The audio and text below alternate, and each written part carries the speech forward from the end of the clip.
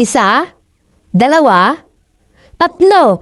Buy one, take two. Ito yung magandang combination kung gusto mong maging clear skin. Ito yung Eve na moisturizer na toner pa. O diba, nakakaganda siya ng skin at the same time naman nakakalighten siya ng mga pekas at milasma natin at kung marami kang mga pimples. At the same time naman, ito naman yung retinol natin. Anti-aging, nakakapagpakinis at nakakapagpaglow din to ng skin natin.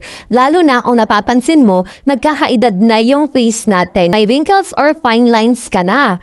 O diba, nakakapagpabata ng skin. Paano nga ba gamitin itong ating combination? Ito guys, yung vitamin C toner with moisturizer. Ginagamit ko to umaga at gabi kasi nakaka-glowing talaga siya. Itong ating retinol naman ay tuwing gabi ko lang siya ginagamit guys. Ito naman ay hindi pure retinol, huwag kayong mag-alala. Yung ingredients nga pala nito ay retinol, placenta at saka dragon blood cream. Kaya okay lang na gabi-gabihin siya kasi wala naman siyang percent. Kung retinol natin, yan ang makakatulong sa'yo para kahit paano bumata yung skin natin. Lalo na kung nagkakaedad ka na nga kasi anti-aging nga ito. Nakakabanat siya na ating face. Yung paggamit mo ng gabi, tingnan mo naman. Banat na banat talaga yan guys. Kaya kung ikaw na problema dahil medyo nagmamature nga yung edad mo or nagmamature yung skin natin, eto guys, mag-retinol kayo. Sabayan niyo lang ng moisturizer para lalong glowing ang skin.